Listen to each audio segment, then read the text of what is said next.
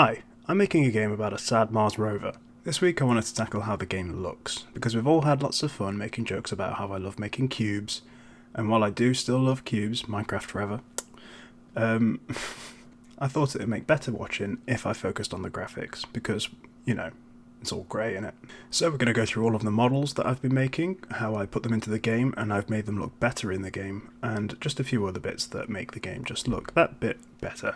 Now this video might mercifully be a bit shorter than the last couple because when I started this project I had a good couple of months work into it and I could show what I'd worked on while I worked on new stuff. But there's no more new stuff now. I feel like that gif of Gromit where he's putting Trex in front of him while he's on the train. So yeah, we're really scraping the bottom of the barrel this time. But let's scrape together and hope there's some yummy residue. So for a bit of a change, this time we're going to start in Blender, and you can see this model for Perry that I've made, which has a bit more detail, it's a bit more rounded, and still as cute though, and still quite square-like because it's hard to break old habits, you know. I also really wanted to make sure that there were working indicators on Perry's model so that the game feels grounded and realistic and like you're actually there. I didn't want there to be a load of UI and other guff that would get in the way of the immersion. So as you can see here, we've got a little indicator for how much power Perry has left in her battery, and this little wheel will be used to show how much boost is available, and some repulsors so that when she's actually on the planet she can still move around because, you know, I'm not cruel. My mum told me I'm the best, so argue with that. So for right now we're just looking at the actual model, we're not looking at any texturing or anything. I say texturing, I've just painted vertices. But if I click this button over here, ta-da! She's all coloured in and you can see she's got some windows and these look really cool with these materials on now. So the plan is that you'll be able to see samples inside the tank, and these indicators will be used to tell you what slot of the tank you're actually selecting at that given time. So as you can see, largely orange with a little streak of blue in just to make it a bit more interesting. The repulsors have got little blue bits on to show that they're putting power out. And yeah, that's the new Perry model. And now back in Unity you can see how the model looks in here. I've added a couple of lights. I've added one light on the inside of the tank so you can see, and I've added a couple of lights on the eyes, so that's casting this nice bit of light over here. But the main thing is I've added a new script called the Diegetics controller. You'll see that I did misspell diegetics, but you know, I'm not smart. And that is evidenced by this script, which, oh boy, it is a lot. So first off, let's go through this first method, update the tank. This method used to update the indicators on the top of the tank and any samples that may be in the tank so that you can actually see them when you collect them or place them. So we go through each indicator in the tank indicators. So first off, we check that the indicator we're checking on this run through is the position that the player is in. If it is, then it can be one of these two highlighted materials. And if it isn't, then we set it to be one of these two not highlighted materials. So if the player is in this position, but they don't have a sample in there, then we just use the normal tank highlighted material. And if they do have a sample in there, then we use the sample highlighted material. And it's the same thing if we're not in that position. Then once we've got all of the indicators working, we want to check if there are any samples that should be in there. Now we have samples in each position in the tank depending on if it's dirt or if it's a plant, and we will use those samples to be either hidden or active if there is that sample in that position. So because of the position they are in the array, if we have a dirt sample, we can use I multiplied by 2 to find the active position.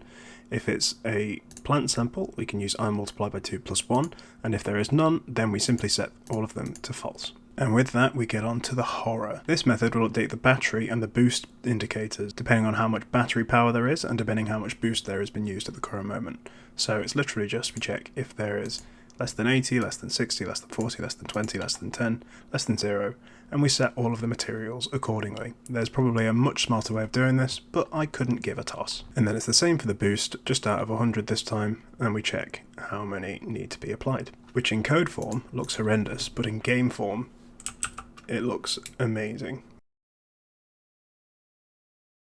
So you can see the boost charging back up and you can see the battery power going down. And if I was to change what position in the tank I'm in, we can see the indicator changing. So if I pick up a sample, you can see that we now have a sample in that position, so it's changed green. And if I were to pick up another sample, there we go. Isn't that nice? Now you may have noticed there that we have some new sample models which I can show you now. First off we have this dirt pile over here which I made with a physics simulation. I just segmented a circle, chopped it on the floor, and that's what we got. Now in the tank that obviously wouldn't work because you know, it's a big old pile of rocks. It needs to be a bit more organised than that. So what I've done is I've dropped the same physics simulation inside a sort of cup, and then we have this lovely little shape, which looks like it's sort of been picked up and pressed together and stored nicely. And finally there's this cool blue plant, which looks a little alien and a little freaky, but we're on an alien world, so I thought why not go fun with the colours as well. So there we go. Because this is a plant, I can just place this in the tank. I don't need to make a separate model like with the dirt, and I just scale it down a little bit. The next stop on the beautification train was the objective markers. Now last time I showed off how the objective system worked, but it was all code side. There wasn't any visual flair. So this time I went to the main man Brackies once again, and I found a tutorial about a force field, which I thought I could sort of adapt and change around a little bit. And after about 3 hours, some sweat, some blood, and lots of tears, I managed to come up with this. Isn't it awful? God, I hate visual programming. It's the worst. I can't stand it. I mean, genuinely, I was furious at that point because I had to upgrade the project to the universal render pipeline instead of the standard one. I don't really know what that's about, but then all the materials were weird and I had to fix them. And it was all just a bit of a pain. But we came away with a shader graph. Now, it's a little bit hazy and I was a tad drunk when I did this, but from what I can tell, we take the position of the screen and we offset that by a value, and we use that offset value to find out how far away an object is in the scene and how far away it is from other objects. And then we do a load of other smoothing and other stuff and this Fresnel effect, which gives it a bit of a halo sort of effect. Plug that in and we get something that looks like this, which I think is quite cool. It does look a little different to some objective markers you might see in other games, but I think that because we're playing as a robot and the robot will see through their own eyes, this is a sort of representation of how programmatically Perry might see her next mission. So if we fly towards this, you can see that it does disappear immediately still, and this one, which will stick around, we can see that it does have a cool little effect when you go through it, because it actually intersects with things in the world. So I can place this anywhere and it will map to the terrain all the way around. And while you're inside it, you can't see it, and then boop, there you go. And I've also added them to the samples so that when you find a sample, it's just a bit easier to see them in the world. Nice. You'll also notice that when I fly over these samples, I'm no longer being thrown into the sky, because last time I spoke in a bit of error. I said that there were still colliders on these samples, but there weren't. But there were trigger colliders, which still hit raycasts, so while you couldn't actually physically bump into them, the raycasts from the hovering were bouncing into it and sending off the wrong signals. But now, as you can see, I can fly over them easily, smoothly, without a care in the world. Or whatever world this is, not sure. Now the next thing I want to show you, I already had working from a code side a couple of weeks ago, but I think it's very, very underwhelming if you don't have a model to go along with it.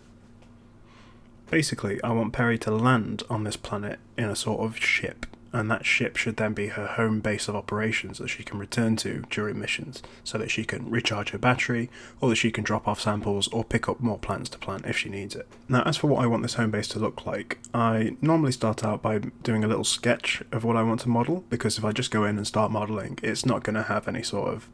it's going to look rubbish, basically. I could throw all the big words I wanted at it, but it'll look crap. That's the main thing. So right now you can see the sketch that I made for Perry's model originally, and how that I've sort of stuck quite closely to that design since, because once I finalised the idea and I was quite happy with it, it's all just down to refinement then, and I find that I can do that easier in a 3D format. So with that in mind, these are the drawings I made for the home base. Now you can see this first drawing is it sort of at a distance coming down to land, and I just knew that I wanted it to have that sort of oval-like shape. But then when it lands, I wanted it to feel like a real centre of operation, so I wanted it to expand out and I wanted there to be lots of bits coming off it. Which is where this drawing came from, which has big legs that come out on all four sides, which will anchor it to the ground and make it more stable. It has a long little runway that comes out of the door, and also we've got the two little things coming off the bottom. We have the charging pad and we have the tank hookup. So when I came to 3D modelling, it was quite simple to put together this, which I think came together quite well. It was relatively simple to make, and I don't think that it being more complicated would aid much. I think it being simple sort of helps with the narrative. I don't want it to be too distracting, I just want it to be sort of believable as a big hub. You can see here at the bottom we've got the charging pad with the green of the battery and a couple of pipes going into it, and over here we have the tank hookup, which has got a little trapdoor thing and a hopper for the fertilizer to be refilled. And of course we've got that iconic big walkway going up to the centre so that Perry can return to the home base after completing a mission. And now the home base is in the game. Here is Perry, and here is home base. I think it looks quite cool, quite imposing. I do still think it's a little simplistic, but I don't think there's much I could do to make it less so without making it too much of a spectacle. I think it's fit for purpose, and that's good enough for me. So behind the scenes for the home base, we have a check if the level is complete, and if the level is complete when the player enters, then we will end the game. I've not done that yet, but I'll get there. And then we have a similar check on the charger, where if the player enters their trigger collider, then we grab their component, and if they stay there, then we charge up the battery. Finally, the tank hookup. So this has a check for if we're emptying or fertilizing. So much similar to the charger, if the player enters, we grab their player controller script, and if the tank is set to emptying, then we will call the empty tank function in the tank, which will just get rid of all the samples, and if they're fertilizing, then we will refill the fertilizer controller. And if neither of those are true, we know we're filling the tank, so we call the fill tank script to fill the tank with samples. So in game you can see my battery in the top here, and if I were to go over to the charger, and the battery charges back up. And at the moment I've not set the tank hookup to be fertilizing or to be whatever the other one was. So it's filling the tank, emptying the tank, that's what the other one was. So if we go over here and we land on the tank hookup, which is a bit tricky, but then this happens because I've re-imported the samples, and I will fix that. And another small detail I've added is that now if you pick up a sample and you collect it, you can see that it does a little suck up animation at the bottom. Did you see that? So if I go, there you go, looks like Perry's sucking it up. Now there should be an animation on the tank as well, but that seems too hard to figure out, and I did this literally today, and I can't be bothered to spend more time on it. And then I spent a good hour or two at least remaking all of the terrain, because as I said last time, source control is evil and it knows where you live, and it will always make your life harder if it can. So a few updates ago it broke all of the terrain, and I put it back in and all of the materials were missing, so I had a new material and they just didn't link together very nicely. So I thought I would remake the terrain, and this time I'd give it some nice texture, and I added a cute little skybox as well. So you can see at the moment I'm struggling with a lot of the terrain looking pink. I figure out how to fix that later after, no word of a lie, 45 minutes of googling, and I still didn't find the right answer. But if anybody's having the same issue and they're wondering how I fixed it, just turn your base map distance up on all of your terrain stuff. I quite enjoy making terrain. My first job in the games industry was making the maps for an off-road snow driving game, so I'd fiddle around with all of the heights to make it like an interesting drive. I could give you the name of the game, but I genuinely can't remember, and there are better ones around anyway, so find one of them. So I'm trying to make sure there are a few distinct areas in the terrain, so that while you're playing the game you do feel like you're getting a sense of the area and you are understanding the place you're in a bit more. So there's a bit of a low valley with some hills, there's a bit more turbulent terrain over on the other side, which is a bit more hilly and a bit harder to drive around. And then the middle I want to be nice and flat and calm, but still a little bit rocky because we're still on an alien planet. And then I want there to be this big island at the end, which is where the finale will happen. So with all of those updates in place, this is what the game looks like before. And this is what it looks like after.